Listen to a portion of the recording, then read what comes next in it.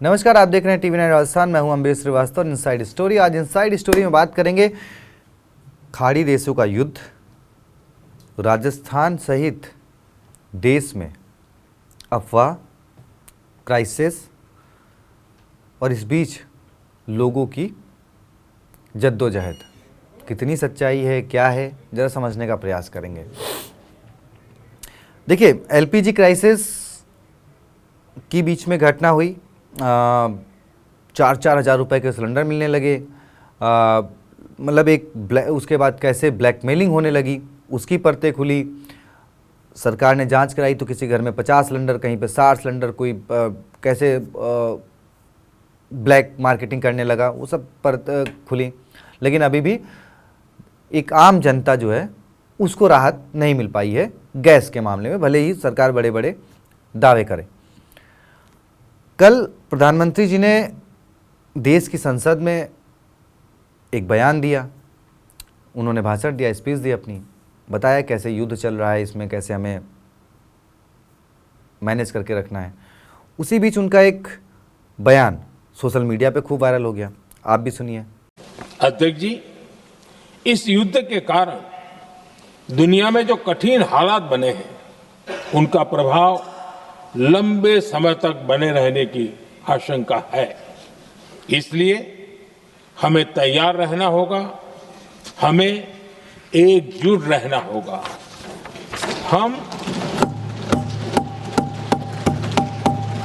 हम कोरोना के समय भी एकजुटता से ऐसी चुनौतियों का सामना कर चुके हैं।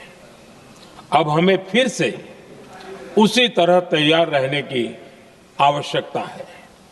धीरज के साथ, संयम के साथ, शांत मन से हमें हर चुनौती का मुकाबला करना है। बस इसके बाद बस विपक्ष के नेता हो या फिर सोशल मीडिया पर बैठे लोग हों, उन्होंने इसको कोरोना केस जैसी आपदा आने वाली है वगैरह वगैरह करके ट्रेंडिंग कर दिया। और उसके बाद प्रधानमंत्री के गृह राज्य गुजरात से एक अफवाह फैली कि हाँ भाई, पेट्रोल की क्राइसिस होने वाली है, पेट्रोल के दाम बढ़ने वाले हैं।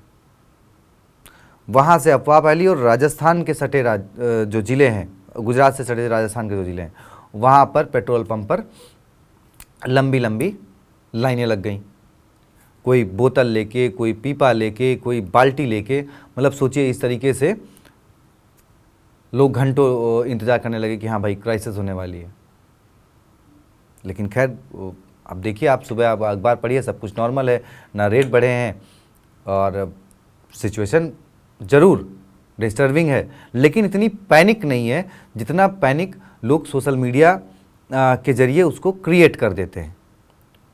और उसको एक आम आदमी को उसको समझने में समझ नहीं पाता और उसको पैनिक हो जाता है कि हाँ भाई सिलेंडर ख़त्म हो रहा है, गैस की क्राइसिस हो जा रही है या फिर पेट्रोल की क्राइसिस हो रही है। और फ़ायदा किसमें कौन ले लेता है? फ़ायदा वो ले लेते हैं जिनको ये जिम्मेदारी दी गई है कि जनता के बीच ये चीज़ें पहुँचाई जाए।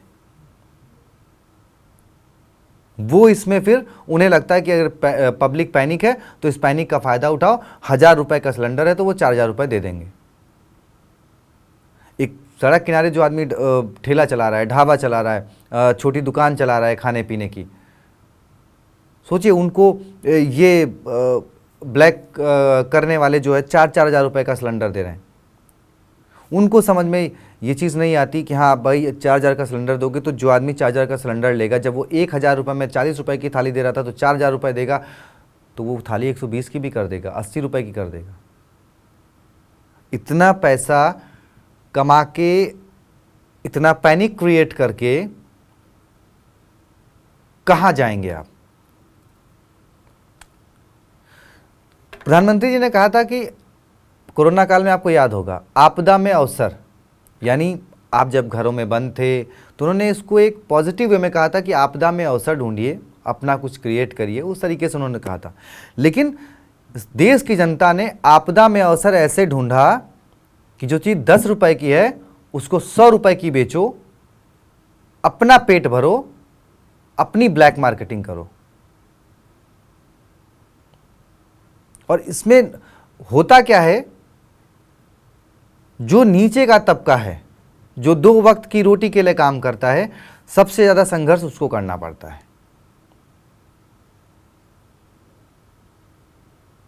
क्योंकि मिडिल क्लास मैनेज कर लेता है, अपर क्लास को इन सब चीज़ों से फर्क नहीं पड़ता। मंत्री संतरी सब अपने घरों में बैठे रहते हैं